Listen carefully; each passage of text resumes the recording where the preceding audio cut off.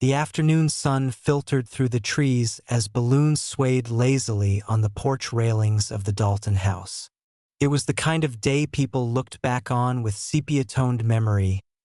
Warm breeze, the scent of grilled hot dogs, children's laughter bouncing from yard to yard. In the quiet town of Red Maple, Ohio, nobody expected tragedy to seep in through something as innocent as a child's birthday party. Ethan Dalton had just turned 8. He was the kind of kid neighbors described as always polite and impossibly kind. His favorite things included baseball, comic books, and his blue and orange sneakers, the same ones he insisted on wearing every single day, no matter the weather. That Saturday, Ethan's backyard buzzed with noise. Streamers hung from the trees, and his mother, Melanie, had ordered a magician. By all accounts, it was a perfect party. Around 4:30 p.m., the festivities started winding down. Parents began arriving to pick up their children. Melanie was busy helping gather goodie bags and rounding up kids for photos. Her husband, Greg, had gone inside to clean up spilled punch from the dining room carpet. Somewhere in those 10 short minutes, Ethan slipped from everyone's view. First, no one noticed. A couple of kids were still bouncing on the trampoline. Others were playing tag near the fence. It wasn't until Melanie called out that it became clear Ethan wasn't among them. She walked the perimeter of the yard, the sandbox, the shed, behind the garden trellis, calling his name with rising urgency. She checked the bathroom, the garage, even under the dining room table. Nothing. 5 minutes became 10. 10 became 20. Soon Greg was shouting across the street, running to neighbors' doors. Panic had begun to crack the air. By 5:15 p.m., someone had called 911. The first officer arrived within 7 minutes. His name was Deputy Jorge Alston, and he quickly surveyed the yard, then moved inside the house. Nothing seemed out of place.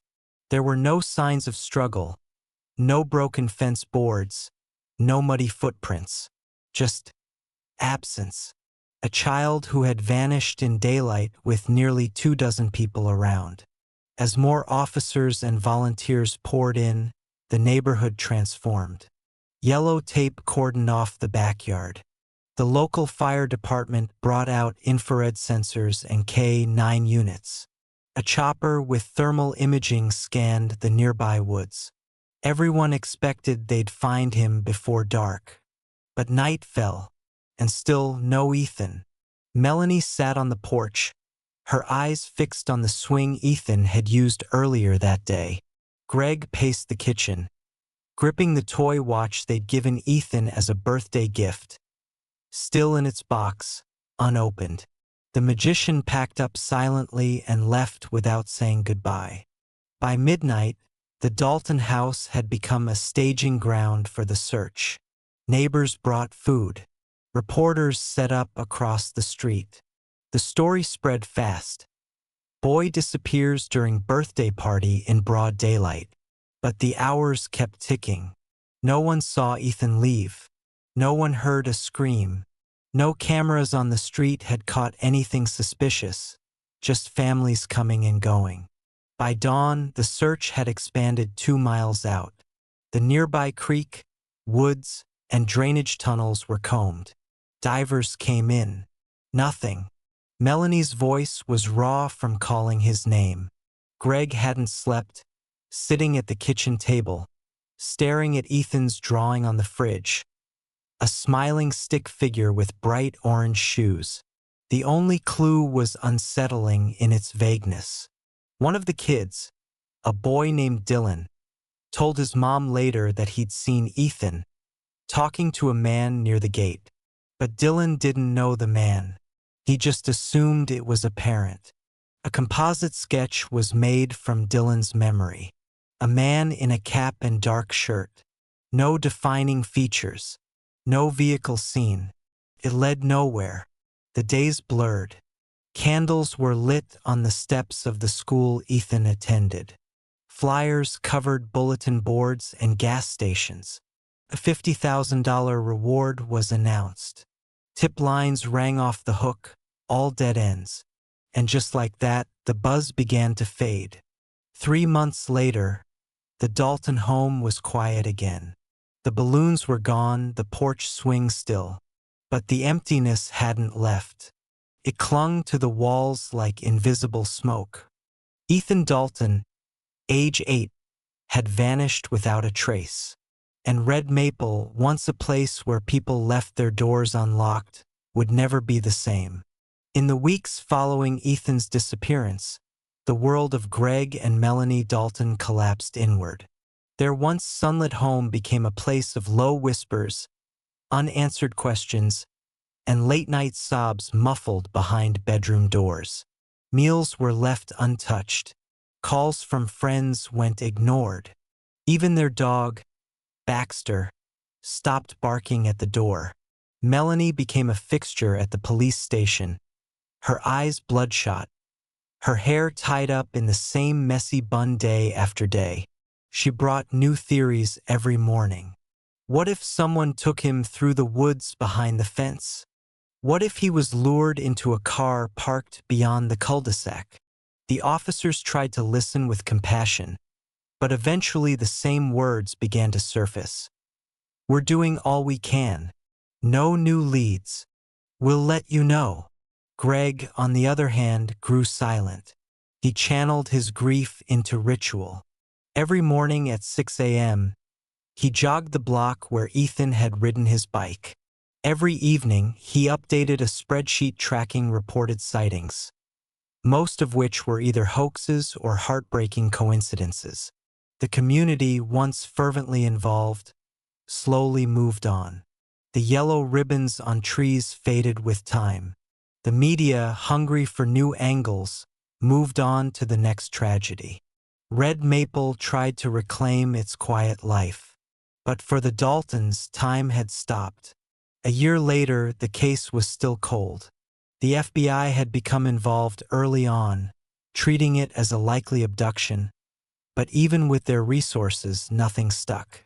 No fingerprints, no ransom note, no credible witness. Just the composite sketch from Dylan, a blur of a man near a gate. On Ethan's 9th birthday, Melanie lit a candle next to his last school photo. He had a missing front tooth and was squinting in the sunlight. She didn't invite anyone. She didn't bake a cake. That night, she posted in a grief support forum. "It's like he was erased, like someone took a pair of scissors and cut him out of our lives." Then came the second year. Greg returned to work at the county building, though co-workers said he was never the same.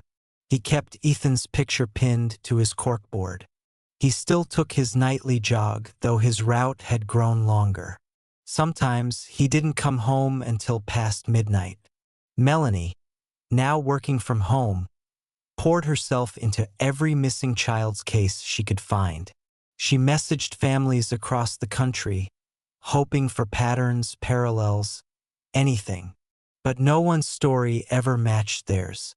A few people began to whisper, was it possible the parents were hiding something? No evidence supported it, but suspicion, once sparked, never truly fades. Eventually, the Dalton marriage began to fray. They were two grieving people living in the same house but moving in opposite directions. Therapy helped for a while, but the weight of silence between them became too much. By year 5, Greg had moved into an apartment across town. Melanie stayed in the house, surrounded by Ethan's things. Untouched trophies, his favorite blanket, the orange sneakers box from his last gift. In year 6, the Dalton home was listed for sale. Melanie left the state. Greg stopped answering media inquiries. The case remained open but inactive. Cold. Forgotten by everyone except 2 broken parents. Until the call came. It was a Tuesday in early October, nearly 11 years after Ethan had disappeared. Detective Lisnarelli, who had been a rookie officer back then and still haunted by the case, was now working cold files. She'd formed a habit of checking online databases for pawn shop logs, storage auctions, thrift stores, all in the hopes that something overlooked might surface years later. That's when a flagged item pinged. Child sneakers, orange-blue, size 2, heavy wear, found in duffel bag inside abandoned storage unit. Label inside, Ethan D. Liz's heart stopped. It had to be a mistake. Coincidence. But the sneakers matched the description exactly. So did the initials. And when the duffel bag was examined further, they found a laminated drawing inside. A stick figure with orange shoes. The same one Greg had shown her a decade ago, back when he still believed the right clue would come. The storage unit had been purchased during a routine auction in a nearby city, 73 miles from Red Maple. The winner had found the bag behind boxes of broken furniture and an old mattress. They hadn't thought much of it until they saw the name stitched on the tongue of the shoes. And now everything was different. The discovery reignited the case. Media outlets swarmed the town once more. Old neighbors were interviewed. The auctioneer was questioned. The storage facility's rental history was subpoenaed. Greg and Melanie, both now living in different states, were called immediately. Greg flew in that night, holding the drawing in his hand. Melanie followed a day later.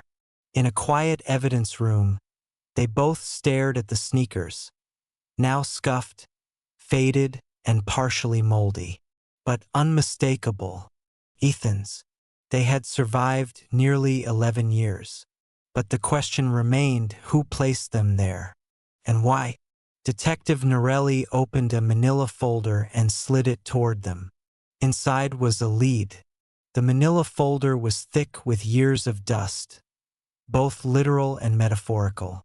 Detective Liz Norelli slid it across the table with a practiced hand, though her eyes betrayed the tremor in her voice.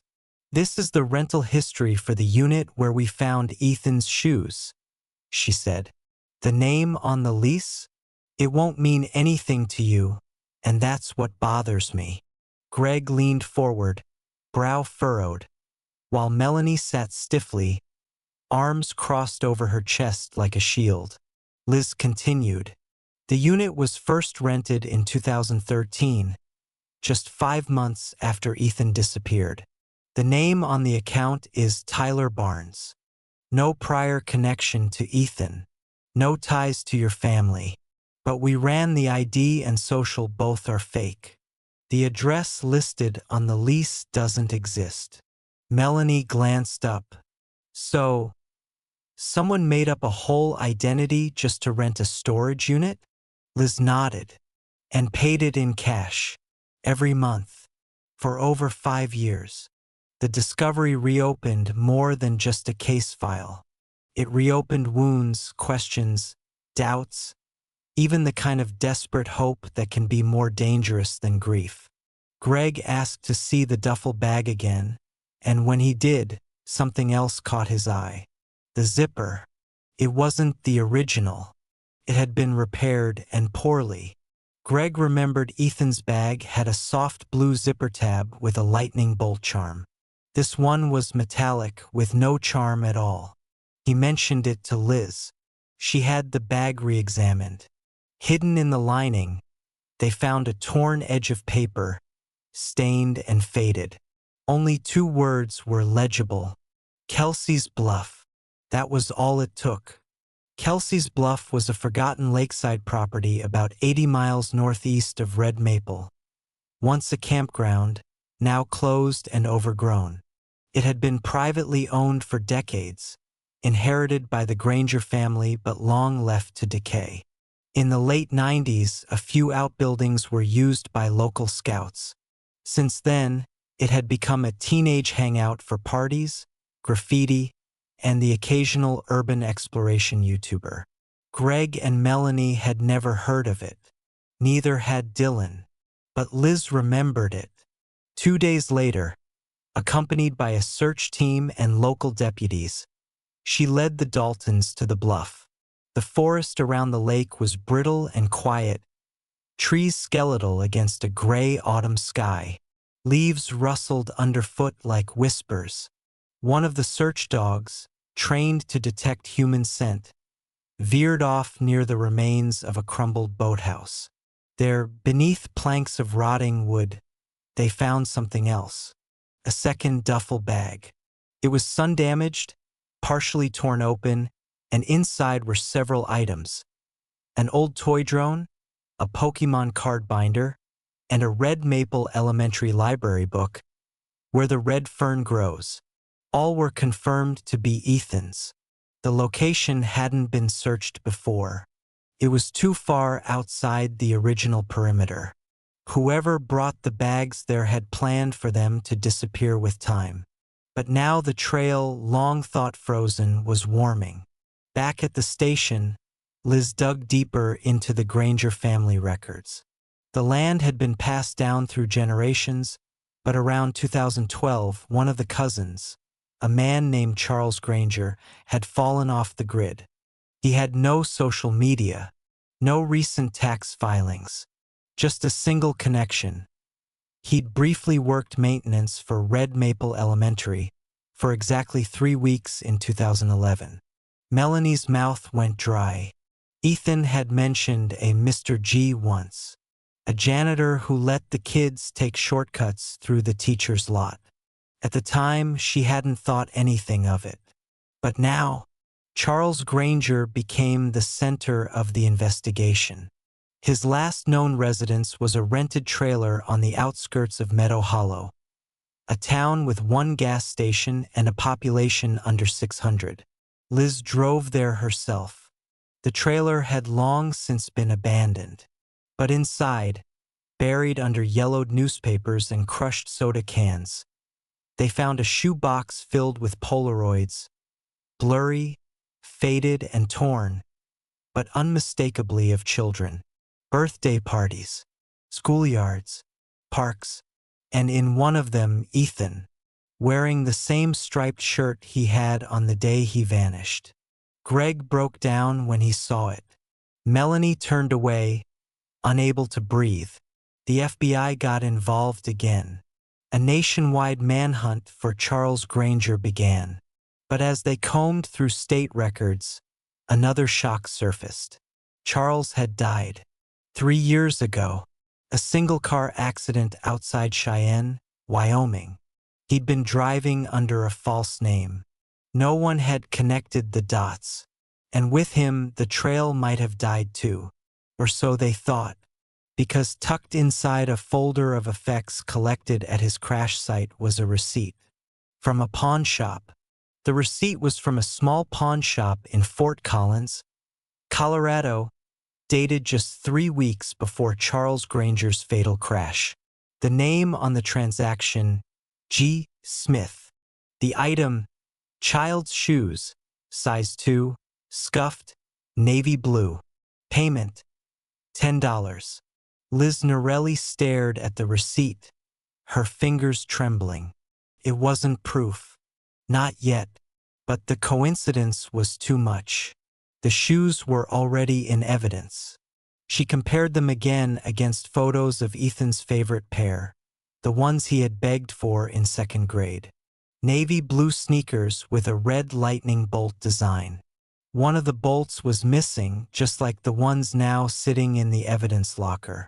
Liz reached out to the pawn shop owner, an elderly man named Daryl who had been running Rocky Ridge Resale for almost 30 years.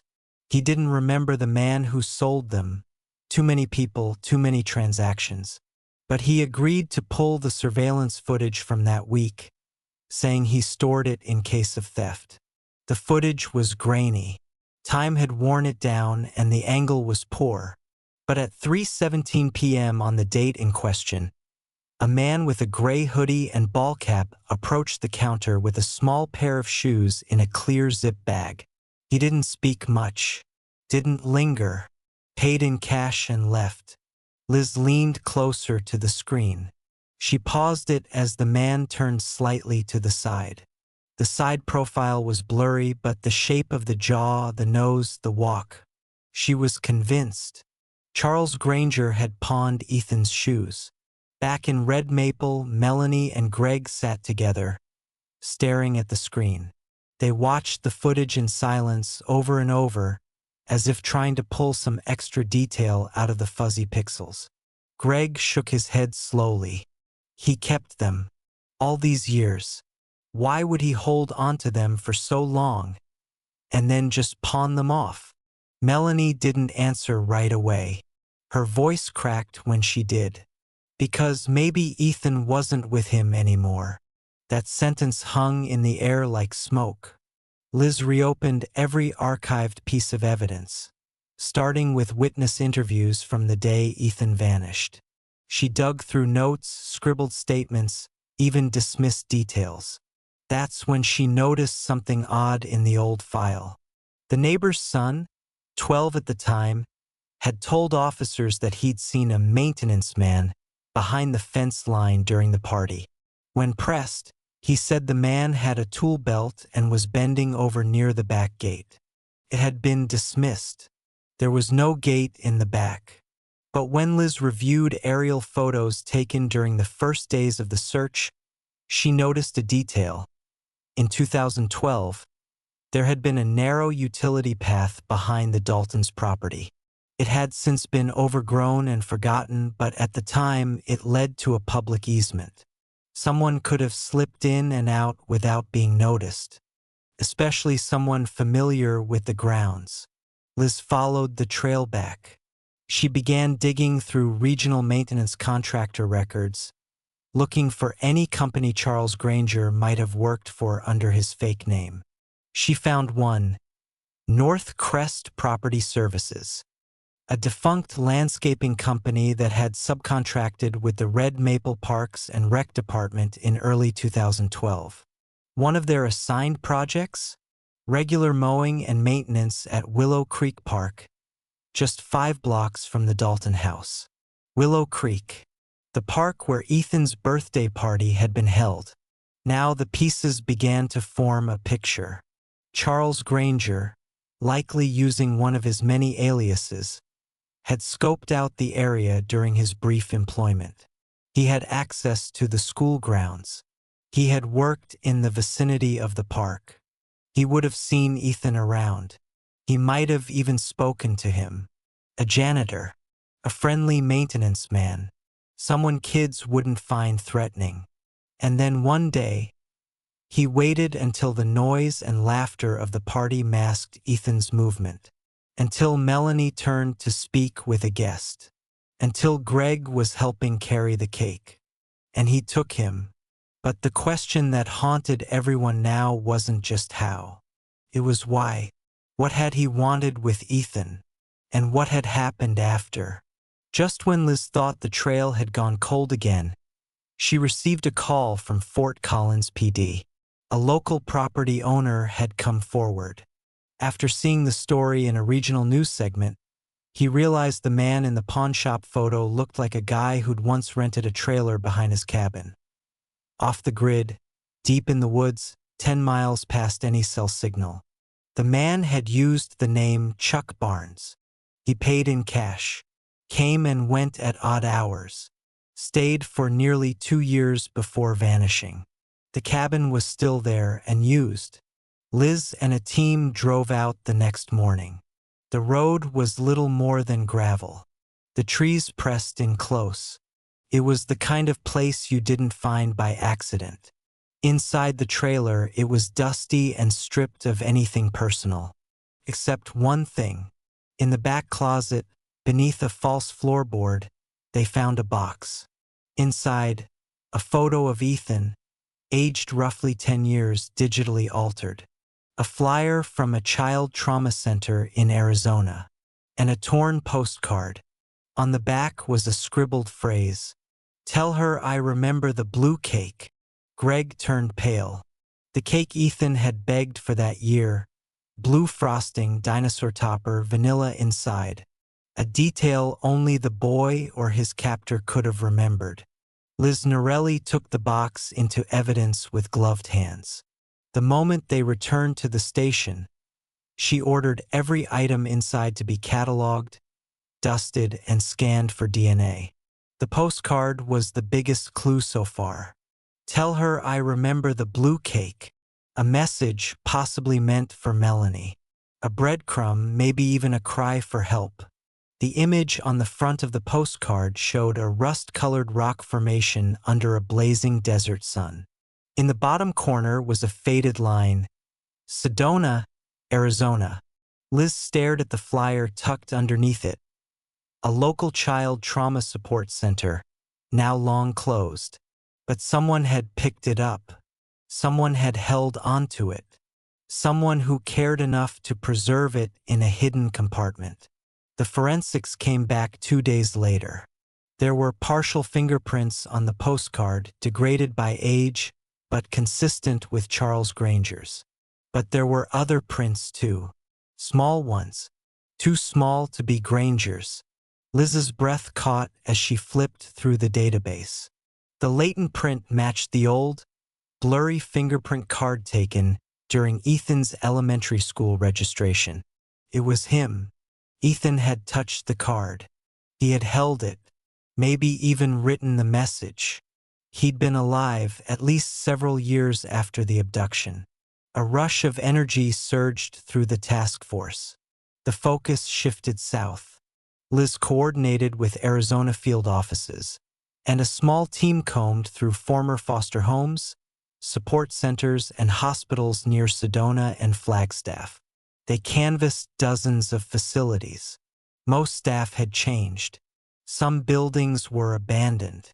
But at one former child trauma center, now a converted dental clinic, a retired social worker remembered a boy who might match. "He was quiet," she said. "Couldn't tell us his last name. Said his name was Ben. About 10, I think. Came in with an older man who claimed to be his uncle. But he didn't stay long." She remembered his shoes. Scuffed. Blue. With a red stripe. The timeline matched. The location matched. But what happened after? They pulled visitor logs from nearby clinics and shelters. In a small rural free clinic, they found a record of Ben Granger, treated for a broken wrist 7 years ago. No follow-up, no address, but the doctor had made a note. Nervous around men, spoke little, had a birthday last week, asked for cake. Another sliver of hope. Back in Colorado, Greg was sitting in Ethan's old room. He hadn't entered it in years. The sunlight hit the desk just right, illuminating the edge of a corkboard above the bed. There, long forgotten, was a school art project, a self-portrait in crayon.